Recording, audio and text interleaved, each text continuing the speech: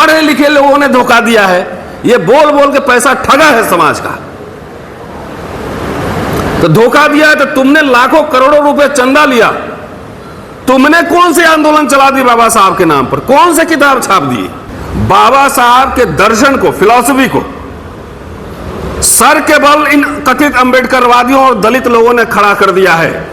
हम बहुसंख्यक हैं, हम बहुजन हैं, बाबा साहब बोले थे। वो सिर्फ बहुजन हिताय बहुजन सुखाय के संदर्भ में ही आया है, पॉलिटिक्स में नहीं आया। सबकी लड़ाई लड़ने का ठेका हमने ले लिया। कितने ओबीसी हाथ उठाइए। जब पृथक निर्वाचन क्षेत्र की बात आई तो ओबीसी समुदाय के लोगों ने कहा कि हमको भी इसमें शामिल करो। बाबा साहब ने कहा कि भाई ये अछूतों के लिए है, तुम अपना डिमांड अलग बनाओ, हम तुम्हारा समर्थन करेंगे।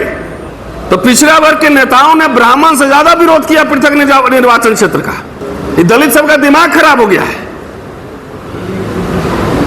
हम बहुजन हैं तो हम ये हैं, कुछ नहीं, दलित हो, शेड्यूल कास्ट हो, यही रहो, उतने में लिमिट रखो। सबकी लड़ाई लड़ने चल दी है और अपना गायब हो गया। और मैं जब कहता हूं कि बाबा साहब के विचारों को उल्टा कर दिया है अंबेडकरवादियों ने, तो मैं दावे के साथ सही कहता हूं, मैं पॉइंट्स बना के चलता हूं। पढ़े लिखे लोगों ने धोखा दिया है, ये बोल बोल के पैसा ठगा है समाज का। तो धोखा दिया है तो तुमने लाखों करोड़ों रुपए चंदा लिया, तुमने कौन सी आंदोलन चला दी बाबा साहब के नाम पर, कौन से किताब छाप दी, कौन सा रिसर्च किया, कौन से 5 बच्चे पढ़ाए, बताइए। इसका जवाब सवाल पूछा जाएगा। अनरियलिस्टिक ड्रीम्स, ब्राह्मण को विदेश भेज देंगे, हम देश का हुक्मरान बन जाएंगे, बोलने आता है। 2-2 घंटा भाषण करा लो, अल बल सल आए बाएं साए भाषण होते रहेगा। तो अकाउंटेंट जनरल कौन बनेगा, सॉलिसिटर जनरल कौन बनेगा? चाइना पे बात करना है, डिप्लोमेटिक रिलेशन पे है आदमी, कोलिजियम पे आप लिखे इधर, आप में से कितने के बच्चे वकील बन रहे हैं? कोई एक काम बताइए कि एक पब्लिक सेक्टर यूनिट पिछले 10-11 सालों में बना है क्या? कितने विश्वविद्यालय खोले गए हैं, लेकिन आपके नजर में विश्वविद्यालय का मतलब ही नहीं। आपको लगता है झूठ बोल के एमएलए एमपी बन जाएगा, वही आपका उद्धार करेगा। अरे बाबा साहब कर रहे हो, सीखो। उनका नेतृत्व कोलंबिया लंदन के ट्रेनिंग के बाद आया था। असली राजनीति विश्वविद्यालयों में होती है, वैचारिक ट्रेनिंग वहां होती है। टिकट लेने से और एमएलए एमपी बनने से राजनीति नहीं होती है।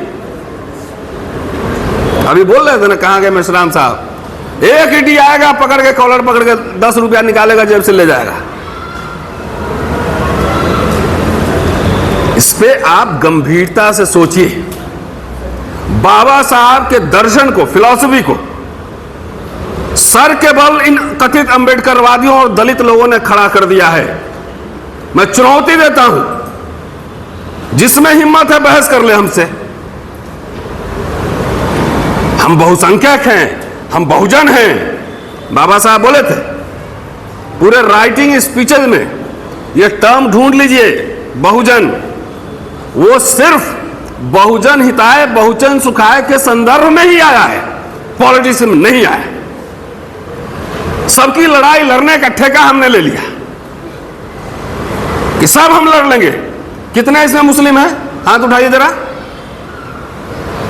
कितने ओबीसी हैं? हाथ उठाइए। बस 2, 3, 4।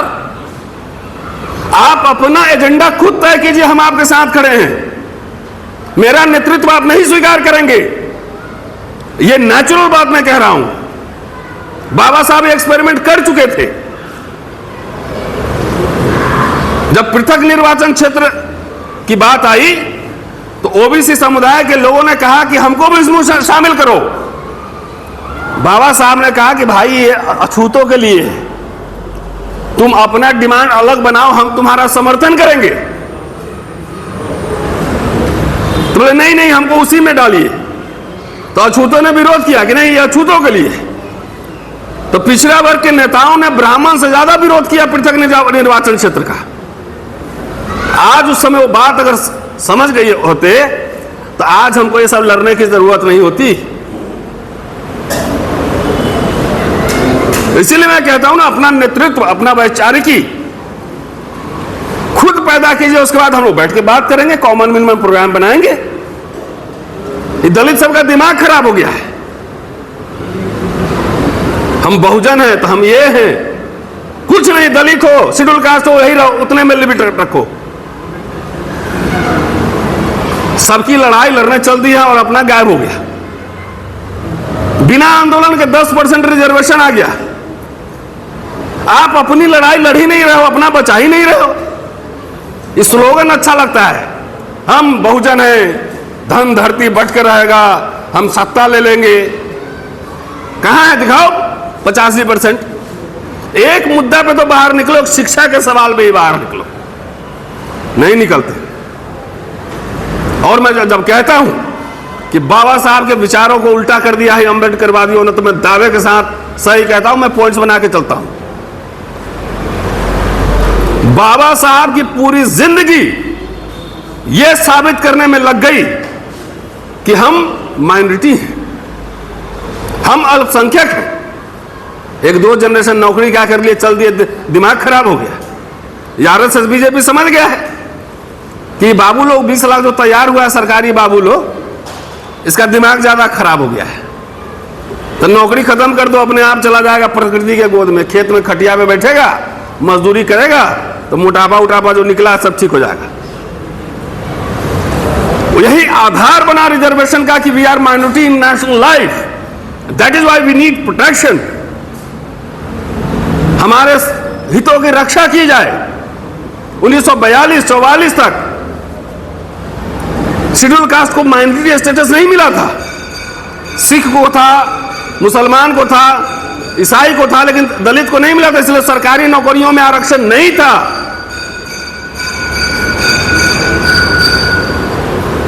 बाबा साहब राजनीति करेंगे, पॉलिटिक्स करेंगे, सेमिनार करेंगे, कुछ आए बाएं कुछ पता ही नहीं है। कह रहे हैं कि मैं माइनॉरिटी हूं, हम माइनॉरिटी हैं, हमको सुरक्षा दी जाए। बाबा साहब अंबेडकर ने सितंबर 1943 में दिल्ली में श्रमिक वर्ग, अखिल भारतीय श्रमिक वर्ग का एक सम्मेलन था, 7 दिवसीय वर्कशॉप था, उसको जो है संबोधित किया था। लंबा भाषण है, आप देख लीजिएगा, आप मिल जाएगा। मेरी अगली किताब आ रही है, उसमें मैंने उस भाषण को डाला है। उसमें बहुत सारी बात है कि पार्लियामेंट्री डेमोक्रेसी फेल कैसे हो रहा है, तानाशाही कैसे आ रही है, बहुत सारे मुद्दों पर चर्चा की है। लेकिन एक जो सबसे महत्वपूर्ण बात उन्होंने कही कि आखिर श्रमिक वर्ग की हालत जो खराब है उसके लिए जिम्मेदार कौन? क्या शासक समुदाय, पूंजीपति वर्ग या श्रमिक खुद? तो डॉक्टर अंबेडकर का मानना था कि श्रमिक वर्ग खुद अपनी इस दुखद स्थिति के लिए जिम्मेदार है। सत्ता ज्ञान से आती है और श्रमिक वर्ग के नेताओं को और श्रमिक वर्ग को चाहिए कि रूसो के social contract theory, Karl Marx का कम्युनिस्ट मैनिफेस्टो, ये किताबें पढ़ें। डॉक्टर अंबेडकर का सबसे जो अगर माने कि आपका मिशन स्टेटमेंट क्या है, शिक्षा, शिक्षा। मैं ये सवाल पलटवा हूं और अपने समाज से मैं दलित वर्ग पे फोकस करूंगा। बाकी अन्य समुदाय को लगे अच्छा तो उसको आप लागू कर सकते हैं, इंप्लीमेंट कर सकते हैं, नहीं अच्छा लगे तो कोई बात नहीं। मैं पूरा 85-90 का मैं कोई ठेका नहीं लेता, कोई जिम्मेदारी नहीं लेता। सबको अपनी अपनी जिम्मेदारी लेनी चाहिए और उसको अपना काम करना चाहिए। डॉक्टर अंबेडकर के जीवन में अस्पृश्य कहां है? अनटचेबल्स, शेड्यूल कास्ट कहां है? उनके केंद्र में है सिर्फ शेड्यूल कास्ट। बाबा साहब का नाम होता है, संविधान पर मना रहे हैं, संविधान बचा रहे हैं, लेकिन बार बार जो मैं सवाल उठा रहा हूं, और अपने नहीं उठा रहा हूं, बाबा साहब के राइटिंग से ही उठा रहा हूं, क्या शिक्षा और रोजगार दलित विमर्श के केंद्र में है? नहीं है। आखिर बाबा साहब के विचारों को किसने पलटा? हमने पलटा। इसको जिम्मेदारी को स्वीकार करिए।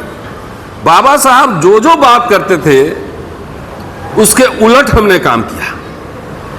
इसीलिए जो आज स्थिति है, आपकी शिक्षा, रोजगार, नौकरी, संविधान सब खतरे में है, इसकी जिम्मेदारी आप ही लोग की है। बाबा साहब कभी अनरियलिस्टिक ड्रीम्स नहीं देखते थे, छोटे छोटे काम करते थे, मेमोरेंडम लिखते थे, डायलॉग करते थे, रूलिंग क्लास से डायलॉग करते थे। 1942 का the grievances of schedule caste, अनुसूचित जाति की शिकायतें, मेमोरेंडम जाके पढ़िए। बाबा साहब के नाम पे सब संगठन चल रहे हैं, राजनीति हो रही है। बाबा साहब पे रिसर्च किताब नहीं छापा किसी ने। एक सीरियस एकेडमिक रिसर्च, लाखों करोड़ों रुपए चंदा जा रहे हैं, लाखों करोड़ों। एक सीरियस बोले हैं कि एक किताब छापना है, उसके लिए फंडिंग कीजिए, कोई पैसा नहीं देगा। देगा? झूठ बोलूंगा, झूठ, तब आप पैसे दे देंगे। सच बोलने पे नहीं निकलता है पैसा। आपके पूरे विमर्श में कहीं ज्ञान का विमर्श है? सबके घर में राइटिंग स्पीचेस की वॉल्यूम्स पड़ी होंगी, ऑनलाइन भी अवेलेबल है। क्या उस पर पढ़ते हैं? क्या हम लिखते हैं? क्या हम सोचते हैं? बाबा साहब के नाम पे दुकानदारी, राजनीतिक दुकानदारी भी चल रही है। बाबा साहब की सांस्कृतिक विरासत पर चर्चा की आपने? उसमें कुछ लिखा? नहीं।